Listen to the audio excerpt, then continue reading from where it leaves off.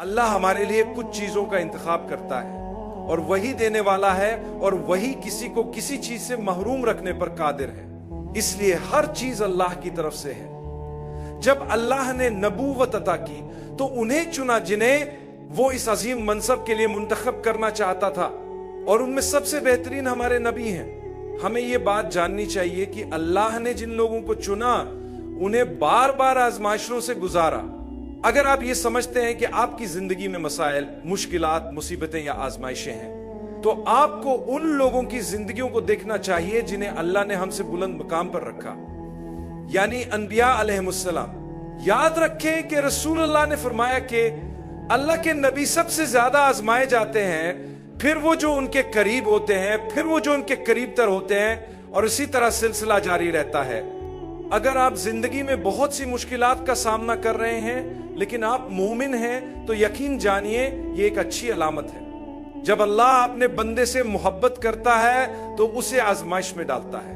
یہ آزمائش آپ کو اللہ کے قریب کرنے کے لیے ہوتی ہے، آپ کے دل کو نرم کرنے کے لیے اور آپ کو بہتر انسان بنانے کے لیے ہوتی ہے. اس کا مقصد یہ ہے کہ آپ اپنی ذمہ داریوں کے بارے میں زیادہ محتاط ہو جائیں، گناہوں سے بچنے کی کوشش کریں، اور جب بھی کہیں غلطی ہو جائے اللہ سے معافی مانگیں اور اللہ کی رحمت پر امید رکھیں. حضرت زکریا کی کوئی اولاد نہیں تھی اور وہ اولاد کی خواہش رکھتے تھے. ان کی عمر کافی زیادہ ہو چکی تھی مگر پھر بھی انہوں نے دعا کی. اکثر ہم میں سے بہت سے لوگ جب شادی کے بعد اولاد نہیں ہوتی تو مایوس ہو جاتے ہیں. وقت گزرنے کے ساتھ انہیں یہ خیال آنے لگتا ہے کہ شاید اللہ ہم سے ناراض ہے. میں دعا کر رہا ہوں لیکن اللہ میری دعا قبول نہیں کر رہا. ایسے خیالات مومن کے دل میں نہیں آنے چاہیے. ہمیں یہ سمجھنا چاہیے کہ اللہ جو کچھ بھی ہمارے لیے مقرر کرتا ہے وہی ہمارے لیے بہترین ہوتا ہے. اولاد کے لیے دعا کرنا غلط نہیں ہے، لیکن سوچئے اگر اللہ ہمیں ایسی اولاد دے جو نافرمان ہو، ایسی اولاد جو زندگی میں ہمارے لیے شرمندگی اور مصیبت کا سبب بنے، ایسی اولاد جو دین سے دور ہو اور والدین سے جھگڑا کرے، تو اللہ بہتر جانتے ہیں کہ ہمارے لیے کیا بہتر ہے اور کب بہتر ہے. حضرت زکریا نے دعا کی اور اللہ نے معجزہ کرتے ہوئے ان کی دعا قبول کی. حالانکہ بظاہر حالات ناممکن لگ رہے تھے. اگر اللہ حضرت زکریا کے لیے معجزہ کر سکتا ہے تو ہمارے لیے بھی کر سکتا ہے. میں نے ایسے لوگوں کو دیکھا ہے جن کے ہاں 8, 10, 14 حتیٰ کہ 20 سال بعد اولاد ہوئی. یہ سب اللہ کے فیصلے ہیں.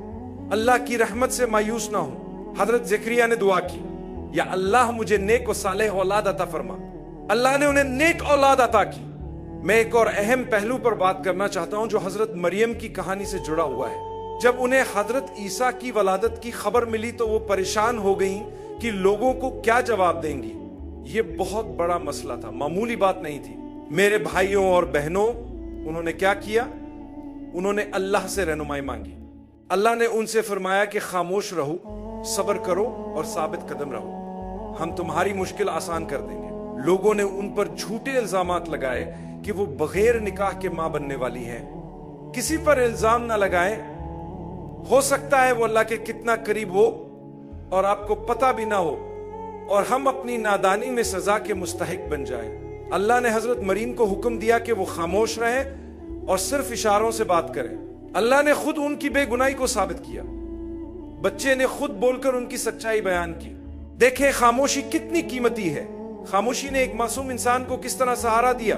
کبھی کبھی آپ پر لگائے گئے الزامات اتنے بڑے ہو سکتے ہیں کہ انہیں صرف اللہ ہی صاف کر سکتا ہے.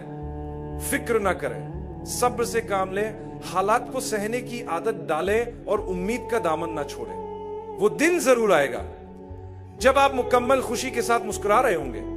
بدترین صورت میں ہم قیامت کے دن پہنچیں گے اور اس صبر کا اجر دیکھیں گے جو ہم نے برداشت کیا تھا.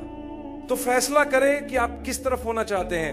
کیا آپ ان لوگوں میں شامل ہونا چاہتے ہیں جو دوسروں پر الزام لگاتے ہیں، یا ان میں جو صبر کرتے ہیں اور اللہ کی رضا کے لیے خاموش رہتے ہیں؟ اللہ ہمیں ثابت قدمی عطا فرمائے. قرآن کی کئی آیات میں اللہ اپنے معجزات دکھاتا ہے، جیسے کہ بدر کے وقت اللہ نے فرشتوں کو بھیجا. اللہ فرماتا ہے یاد کرو بدر کے وقت جب تم کم تعداد میں تھے، اللہ نے تمہاری مدد کے لیے فرشتے بھیجے. اللہ فرماتا ہے میں نے تمہارے لیے 3000 فرشتے بھیجے، لیکن اگر تم صبر اور تقوی اختیار کرو گے تو میں 2000 مزید فرشتے بھیجوں گا. जिससे वो 5000 हो जाएंगे। इसका मतलब है कि अल्लाह की मदद हासिल करने के लिए हमें 2 चीजें चाहिए, सब्र और तकवा। हमें सब्र से काम लेना चाहिए और अपने खालिक को पहचानना चाहिए। एक अच्छा इंसान बने, दूसरों के साथ मेहरबानी करे, लोगों की मदद करे, क्योंकि वो सब अल्लाह की मखलूक है। आज यहां बैठे हुए सब लोग अल्लाह के मंसूबे का हिस्सा हैं। आपके करीब बैठे लोग आपके लिए इत्तेफाकिया हो सकते हैं, लेकिन अल्लाह के लिए कभी भी इत्तेफाक नहीं होता। ये पहले से ही तय था। ये सब एक आजमाइश है कि आप क्या करेंगे। क्या आप सलाम करेंगे या नहीं, क्या आप अच्छा बर्ताव करेंगे या नहीं, ये सब अल्लाह के मंसूबे का हिस्सा है।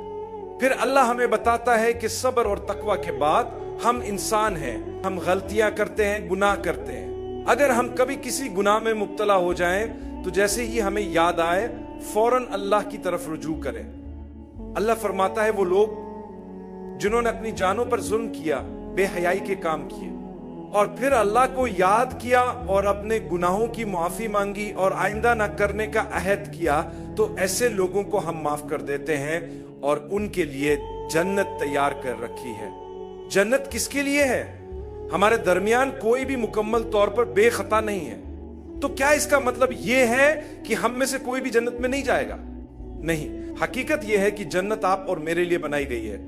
हम गुनाहगार हैं, लेकिन हम तौबा करने वाले हैं, और यही फर्क है, हम तौबा करते हैं। रसूल अल्लाह ने फरमाया कि तमाम इंसान खताकार हैं, लेकिन बेहतरीन खताकार वो हैं जो मुसलसल तौबा करते हैं। सिर्फ एक बार तौबा करने वाले नहीं, बल्कि बार बार तौबा करने वाले।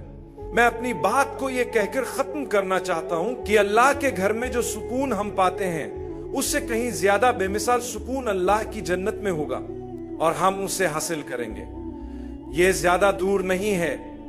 कोशिश करें, मेहनत करें, जब भी खता करें वापस आए, तौबा करें। शैतान नहीं चाहता कि आप वापस आए, लेकिन आप वापस आए, तौबा करें और अल्लाह की बख्शिश हासिल करें। जन्नत उन गुनाहगारों के लिए तैयार की गई है जो अल्लाह से तौबा करते हैं। लिहाजा अल्लाह की रहमत से उम्मीद न छोड़ें।